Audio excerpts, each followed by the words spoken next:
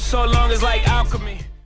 Here we go, first matchup of the season between these two rivals. No Kawhi Leonard, but they do have LaMarcus Aldridge fresh off that contract, performing well, but maybe not as well as you would hope. Danny Green's like, get off me, Steph. And then at the rim, KD gets facialed.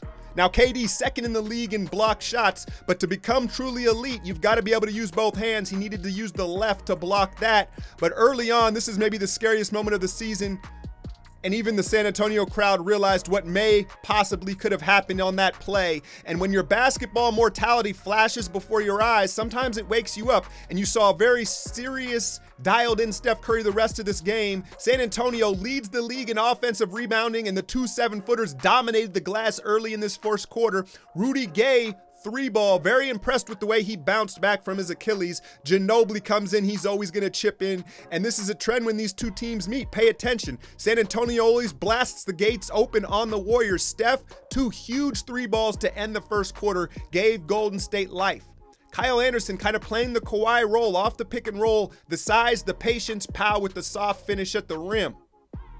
Binding San Antonio's hot start, KD started 0 of 7, lit off in the corner off of Steph's gravity, and then Klay, the hottest Warrior, really kept him alive in the first half, 17 points. Klay loves playing Danny Green in these Spurs. Second half, it's KD, man, and I don't know how you start 0 of 7 and finish the game shooting 50% from the field. San Antonio has no answer for him without Kawhi. Look at him, slow move. Did you call glass on this, KD? Yeah, I think he did. That's the right angle, right? And then he tells young Paul, no matter what arena you're in, there's always a roof. 3 blocks on the night. KD bounces back in the second half really to dominate this game. Take a look at that, man. That's one of those ones that makes you second guess going to the rim again. Offensively, he's like, Rudy Gay, I do what I want. What is that, 1 dribble from half court? My God, don't do him like that. Easy money sniper KD, as Golden State all of a sudden bounces back with the lead. Early fourth quarter, where's the transition defense? Draymond right down the gut, 2 hands, ma. Pop wants the timeout, and this, again, a reoccurring trend. Golden State coming back from large deficits against this team. Klay, 27 on the night. Remember when he dropped 40 in that playoff series as a young Warriors team up and coming? There's something about Texas for Klay. Jordan Bell in there, and then P-Mac, foot on the line. It's a 2-ball, but he is taking Nick Young's minutes, and then Pop's seen enough. Pop wants out of there. He's faking the funk. He ain't really that mad. He just wants to get home early, miss the traffic, probably get a Vino suppository from the Spurs training staff, and Pop with the early exit. So this turns out to be a blowout in favor of the Warriors. You see Jordan Bell getting some sneaky good minutes towards the ends of games, but I have to say, giving them these huge starts, they won't be so forgiving with a healthy Kawhi Leonard. All right, man, so I brought it up several times in the video. We've seen, you remember game 1 in the Western Conference Finals, right? Kawhi goes down. They come back from what? Were they down like 28 or something like that?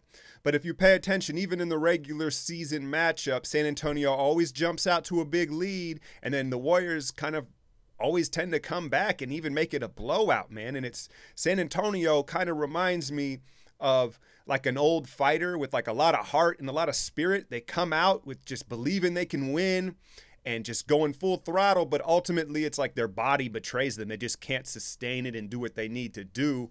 But like I said, with a healthy Kawhi, the young, and not a rookie anymore, but Murray coming on, Kyle Anderson as a nice chip. San Antonio is still a threat. Don't get it twisted. And you saw in the blink of an eye, if Powell comes down, 6 inches further than one way, Steph Curry may never be the same player again, man. And like I was saying, when you have like almost like a near car accident or something like that, or something happens in your life that reminds you of your mortality, sometimes it grounds you and brings good perspective, that you may need. And I think that's what happened to Steph as far as his basketball mortality, because they were out to their normal lackadaisical lazy passes and lazy rotations, and then boom, you saw that, and then all of a sudden a switch was flipped, because I watched him very closely after that just to see physically how he was moving, but it was more so mentally. He got very aggressive defensively, and he just dialed in, and it was like, hey, this could all be taken away from you in the blink of an eye. And so a scary moment. Thank God it wasn't anything more than that. What else happened? Patrick McCaw is taking Nick Young's minutes. He's got to work on his footwork, but he understands when to take the shots, which he wasn't last year. I think he knew, he just was scared to. He's no longer scared to shoot the ball. And then defensively, he's vastly superior to Nick Young. We saw no Omri Caspi in this one. And Jordan Bell is going to continue to get more and more minutes. There was a dope little sound bite, I don't know if I can find it, where he's coming to the bench and Kerr's like, man, you're so good already. I'm so excited to have you because you're already so good and you're going to get that much better. So everybody very high on Bell as he continues to get some meaningful minutes. San Antonio, like I said, man, I think Kyle Anderson's nice. Patty Mills, I think Pop plays him a little bit too much, especially against Golden State with his size. We just abuse him. Clay and our guards, we just abuse him. I don't know the details of when Kawhi is going to be back. I'm sure they're going to nurse that all the way back to 100%. Golden State has Denver Saturday in Denver.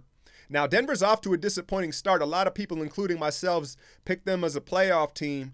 Paul Millsap. And then you've got the two young big guards, is it Harris and Murray back there, that everybody kind of pushed their trajectory ahead maybe a little bit prematurely because they're not doing as well as expected. Mike Malone's job may be in trouble.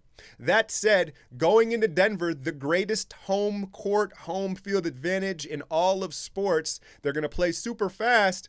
And if they hit their threes, the Warriors could be in trouble. This could be a trap game. You know I'll be back with that one. Hit that like, share, and subscribe. I'm out, y'all.